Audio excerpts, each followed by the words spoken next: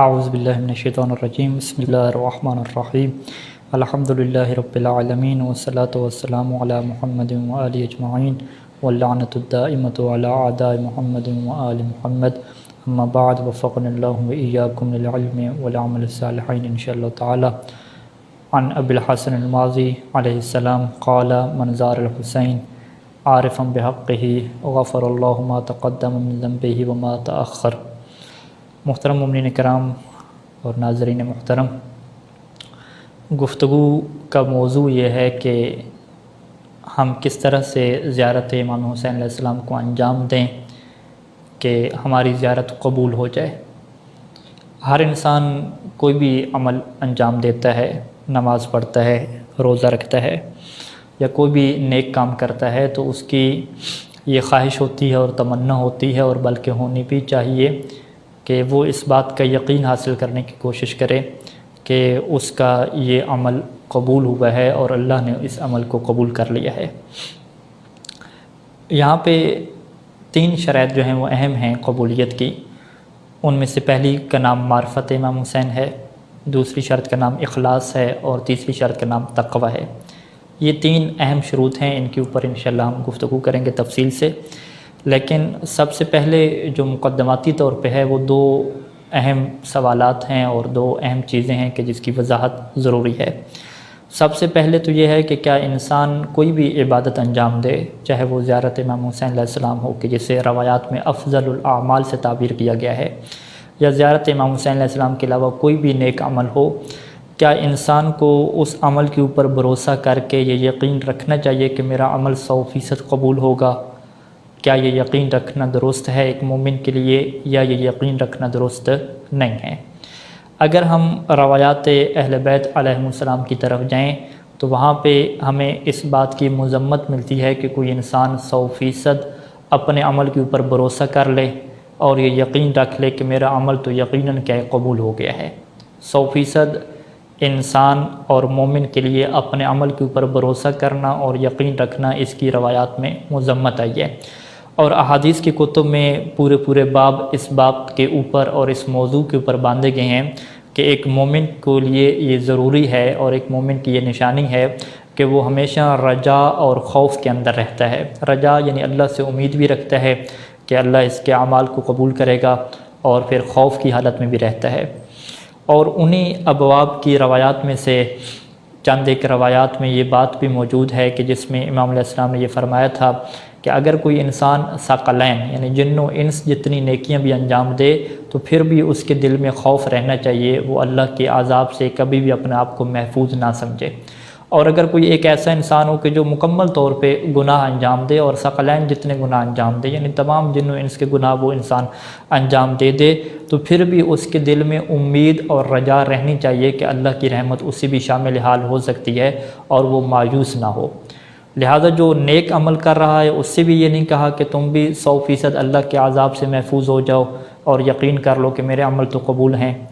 اس سے بھی کہا کہ تمہیں بھی خوف کی حالت میں رہنا ہے اور رجا یعنی ایک امید رکھنی ہے، اللہ سے اچھا ظن رکھنا ہے، یقین کی وہاں پہ بھی بات نہیں ہے.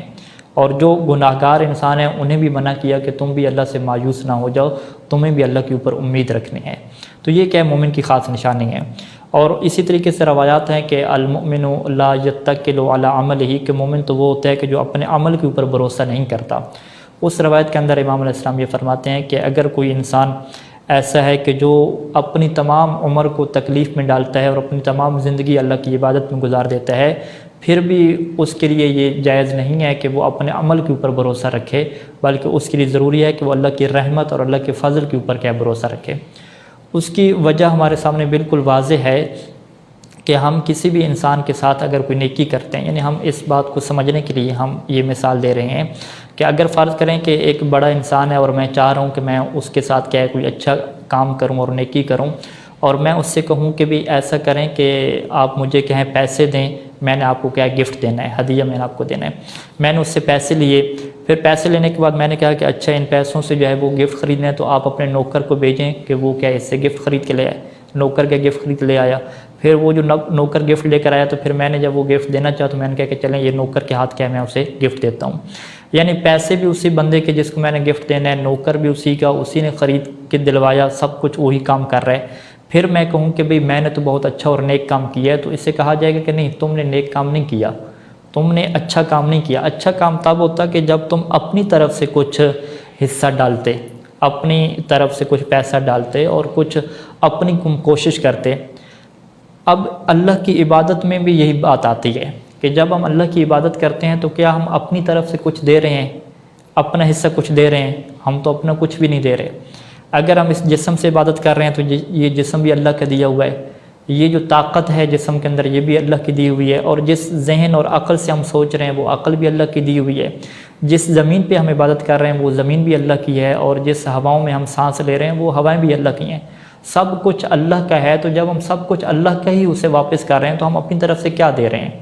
ہم نے تو اپنی طرف سے کچھ بھی نہیں دیا۔ جب ہم نے اپنی طرف سے کچھ بھی نہیں دیا، پھر ہم یہ یقین رکھیں کہ ہم نے بہت کچھ اللہ کو دے دیا اور بہت کچھ ہم نے کیا ہے عبادت کر لیا، عمل کر لیا، اور اسی کے بھروسے کے اوپر رہ جائیں، تو یہ بات درست نہیں ہے۔ عقل انسانی اس بات کی مذمت کرتی ہے، اور قرآن مجید نے واضح کہا ہے کہ تم سب کے سب فقیر ہو، تم اللہ کے محتاج ہو۔ اللہ کی ذات یہ ہے کہ وہ کسی کے محتاج نہیں ہے، وہ غنی مطلق ہے، بے نیاز ہے۔ تو ایک محتاج انسان، ایک فقیر انسان دوسرے کو کیا عطا کرے گا کہ جس کا وہ مکمل طور پہ محتاج ہے؟ تو لہٰذا انسان اپنی عبادت کے اوپر بھروسہ نہ کرے، اپنی عبادت کے اوپر یقین نہ کرے کہ یقینی طور پہ یہ درست ہے اور اللہ کو قبول ہوگی۔ درست ہونے کا یقین تو حاصل ہو سکتا ہے، شرائط کے مطابق انجام دے، لیکن یہی یقین کر لینا کہ یہی قبول ہوگی اور اللہ اسی کے اوپر اسے جنت اور فضل دے گا، اس بات کی جو ہے وہ توقع رکھنے کی مذمت کی گئی ہے، اور مومن کی یہ نشانی ہے کہ وہ ہمیشہ رجا کی کیفیت میں رہتا ہے۔ یہ پہلا سوال تھا۔ دوسرا ہے کہ زیارت امام حسین علیہ السلام کے قبول ہونے کا مطلب کیا ہے؟ دیکھیں، دو چیزیں ہمارے سامنے، ایک ہے ہماری حاجت کا قبول ہو جانا اور ایک ہے زیارت کا قبول ہو جانا ہے۔ ہم امام حسین علیہ السلام کی بارگاہ میں جاتے ہیں، بہت ساری حاجات لے کر جاتے ہیں اور ان سے ہم یہ دعا کرتے ہیں، شفاعت کی دعا کرتے ہیں، اور انہیں ہم پکار کے یہ کہتے ہیں کہ اے امام حسین علیہ السلام آپ ہمارے لیے دعا کریں، اللہ سے دعا کریں، جیسا کہ زیارات کے جملے ہیں کہ اے امام حسین علیہ السلام میری حاجات ہیں، آپ دعا کریں کہ اللہ میری ان حاجات کو پورا فرمائے۔ تو اگر وہ ہماری حاجات پوری ہو جاتی ہیں تو حاجات کا پورا ہو جانا اور ہے، اور زیارت کا قبول ہو جانا اور ہے۔ امام حسین علیہ السلام اپنی زندگی میں بھی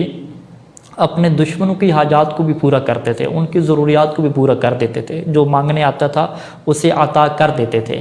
لیکن اس کی حاجت کے پورے ہونے کا یہ مطلب نہیں ہے کہ اس کی زیارت قبول ہو گئی ہے اور وہ امام حسین علیہ السلام کے نزدیک ایک مقبول انسان اور ایک اچھا انسان شمار ہو گیا، یہ اس کا ہرگز مطلب نہیں ہے۔ لہٰذا ہم یہ توقع نہ کریں کہ اگر ہماری حاجت کوئی پوری ہو گئی ہے تو ہم یہ کہیں کہ ہماری زیارت امام حسین قبول ہو گئی ہے، اور اگر حاجت قبول نہ ہوئی تو ہم کہیں کہ زیارت قبول نہیں ہوئی۔ نہیں، حاجت کے قبول ہونے اور حاجت کے قبول نہ ہونے سے زیارت امام حسین علیہ السلام کے قبول ہونے کا کوئی تعلق نہیں ہے۔ زیارت امام حسین کے قبول ہونے کا مطلب کیا ہے کہ ہم امام حسین علیہ السلام کے نزدیک مقبول ٹھہریں، اور امام حسین علیہ السلام ہمیں اپنا کہیں کہ یہ تو ہمارا بندہ ہے اور ہم نے ان کی ملاقات کو قبول کیا ہے۔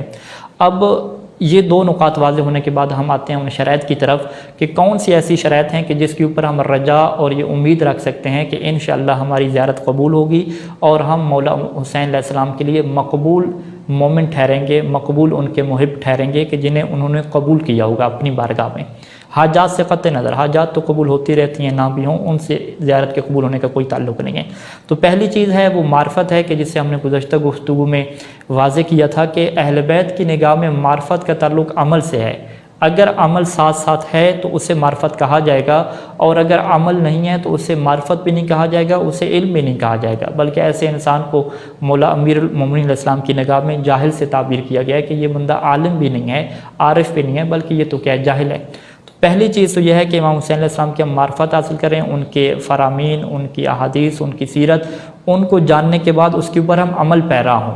جب ہم عمل کر رہے ہوں گے امام حسین علیہ السلام کے فرامین پہ، اس عمل کرنے کے بعد ہم ان کی زیارت کو جائیں گے تو پھر ہم امام حسین علیہ السلام کی بارگاہ میں مقبول ٹھہریں گے اور ہماری زیارت قبول ٹھہرے گی، اور وہاں سے ہم اس رجا کی کیفیت میں آ سکتے ہیں کہ انشاءاللہ ہم امام حسین علیہ السلام کی بارگاہ میں جب مقبول ٹھہریں گے تو اللہ بھی کیا ہے ہمیں قبول کر لے گا۔ یہ کیا ہے، پہلی شرط ہے۔ دوسری شرط، کسی بھی عبادت کے مقبول ہونے کے لیے اخلاص شرط ہوتی ہے، بلکہ فقہ جعفریہ اور فقہ کے مطابق اگر عمل میں اخلاص نہ ہو تو عمل کا قبول ہونا تو دور کی بات، وہ عمل صحیح بھی نہیں ہوتا، صحیح نہیں ہوتا، یعنی باطل ہو جاتا ہے۔ اگر وہ نماز وغیرہ ہے تو اسے دوبارہ کیا انجام دینا پڑتا ہے۔ اخلاص کا مطلب کیا ہے کہ انسان خالص اللہ کی اطاعت کرتے ہوئے اور اللہ کی خوشنودی اور اللہ کا قرب حاصل کرنے کے لیے وہ عمل انجام دے، اس کے ذہن میں جنت کی لالچ بھی نہ ہو، یعنی وہ عمل جنت کی وجہ سے انجام نہ دے رہا ہو، اور اسی طریقے سے وہ جو عمل ہے وہ عذاب سے بچنے کے لیے یا دنیا کا کوئی فائدہ، رزق اور برکت رہنے کے لیے انجام نہ دے رہا ہو۔ اگر ہم امام حسین علیہ السلام کی زیارت خالص کرتے ہیں تو اخلاص کا مطلب کیا ہوگا کہ ہم امام حسین علیہ السلام کی زیارت جنت کی وجہ سے نہیں کر رہے کہ ہمیں جنت ملے، ہم امام حسین علیہ السلام کی زیارت اس وجہ سے نہیں کر رہے کہ ہمیں جو ہے وہ عذاب سے نجات مل جائے یا ہمیں دنیا میں کیا رزق اور مال مل جائے اور ہماری عمر لمبی ہو جائے۔ یہ مقصد ہمارے نہیں ہے، بلکہ مقصد ہمارا ایک ہی ہو کہ ہم اس وجہ سے زیارت کر رہے ہیں تاکہ ہم اللہ کے قریب ہو جائیں اور اللہ کا ہمیں قرب حاصل ہو جائے۔ تو یہ اخلاص اگر ہوگا تو پھر ہی انسان کا عمل قبول ہوگا، اور قرآن نے واضح کہا ہے کہ مخلصاً لہ الدین، اللہ کو اگر دین چاہیے تو وہ بالکل 100% خالص چاہیے۔ اور روایات میں موجود ہے کہ اگر آپ کسی بھی چیز کو ساتھ شرک کریں گے اور ساتھ شریک ٹھہرائیں گے، آپ کے مقصد میں شامل ہوگا، تو اللہ اس عمل کو قبول نہیں کرے گا، کیونکہ اللہ بہترین شریک ہے۔ جو آپ نے چیز دی ہے وہ اسی کے لیے کیا چھوڑ جائے گا۔ تیسری شرط جو ہے وہ تقوی ہے، اور قرآن مجید نے واضح کہا ہے کہ انما یتقبل اللہ من المتقین۔ اس کے اوپر انشاءاللہ گفتگو ہم اگلی قسط میں کریں گے۔ والسلام علیکم ورحمۃ اللہ وبرکاتہ۔